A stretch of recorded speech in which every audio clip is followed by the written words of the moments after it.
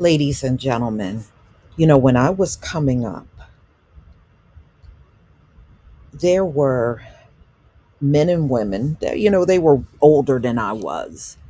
And some of them were in the workforce and some were in school. Now, some of my relatives, by the time I was a small child, they were already in college. Some of my mother's sisters were in college. And they went to school with white people.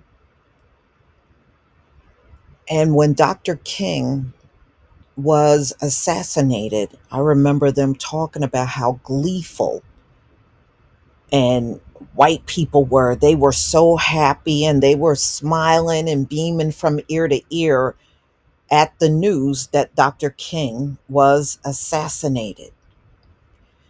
Ladies and gentlemen, this is why you don't allow them to weaponize Dr. King against the black community. Let's be real. When Dr. King was alive, these folks didn't give a crap about what Dr. King thought.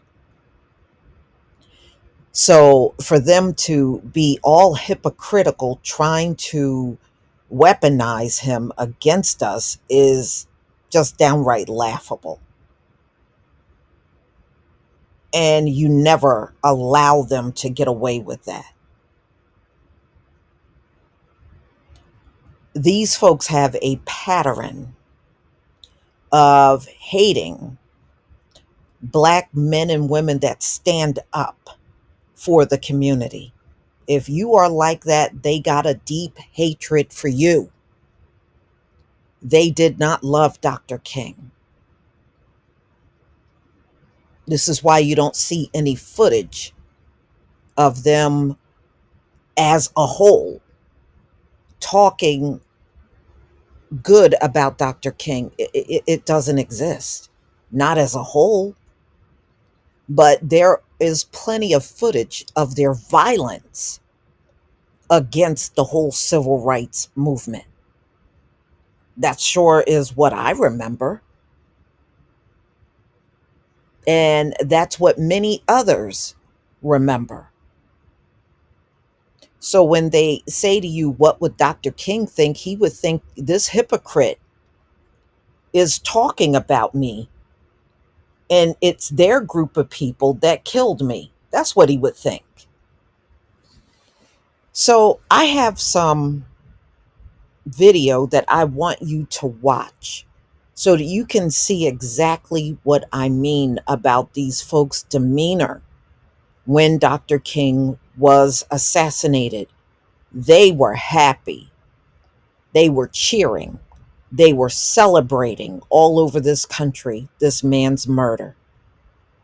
And don't let them come in your face and try to act like, oh, they were outraged and so sorry. No, they weren't. No, they weren't, ladies and gentlemen.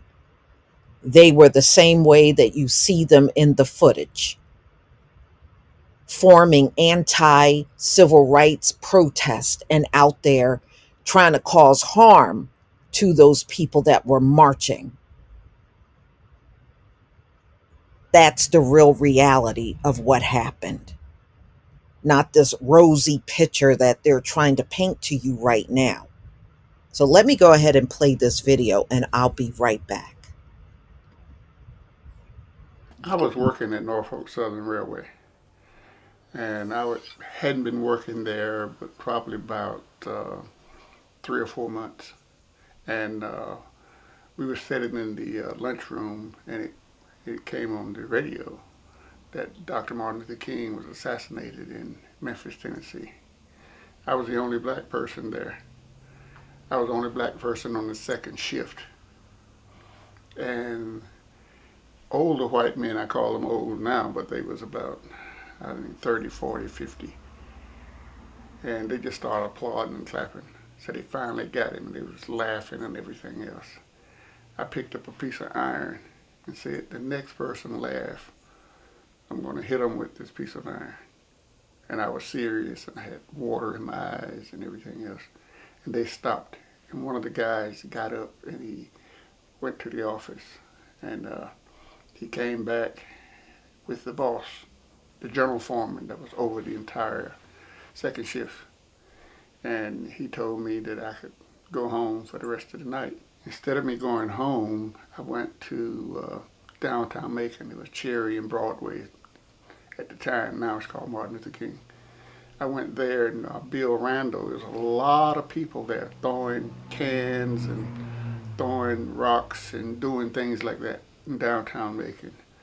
And Bill Randall, the civil rights leader of the day in Macon, Georgia, was telling everybody to calm down, and he was successful in getting people to calm down. I said, Dr. King, death made me get involved. It was the inspiration to get involved and try to change things for the betterment for the people to make.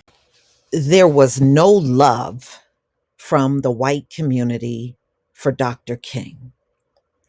So, a lot of false narratives have been pushed about him for the last few decades. But it has become amplified when they try to raise his name in order to shut you down from speaking something they don't want to hear. They have no right to do this. None.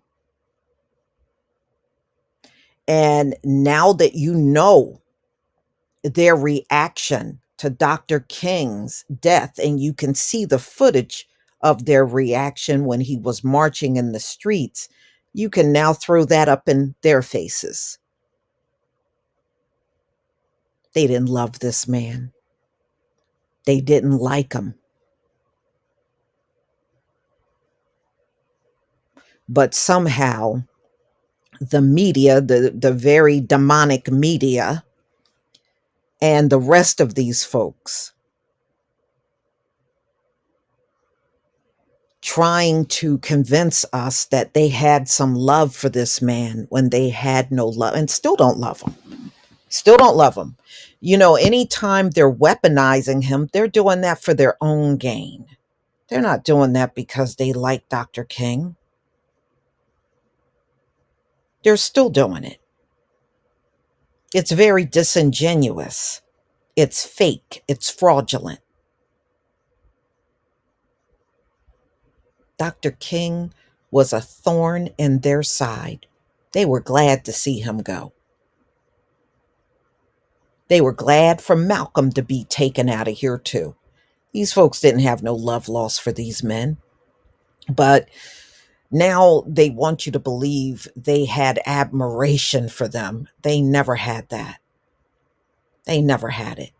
Every now and then you would hear someone in the demonic mainstream news, and you'll hear them saying Dr. Martin Luther King, because that's what they used to call him.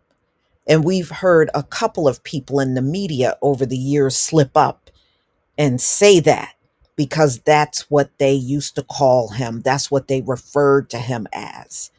Those slip ups were just revealing what they have passed down through the generations about Dr. King. But see, they're not going to do that around you, but among each other, there certainly are, saying those things about him. They don't care about Dr. King, y'all. Don't believe the hype. Don't believe these fake narratives that they got going on out here in the mainstream news. The mainstream news were more than happy to show their people's disdain for Dr. King. They didn't have no issues with showing it not only on TV, but in print. No shame whatsoever. Please leave your comment and subscribe. Don't forget to hit on the notification bell, and I'll see you on the next video. Peace, family.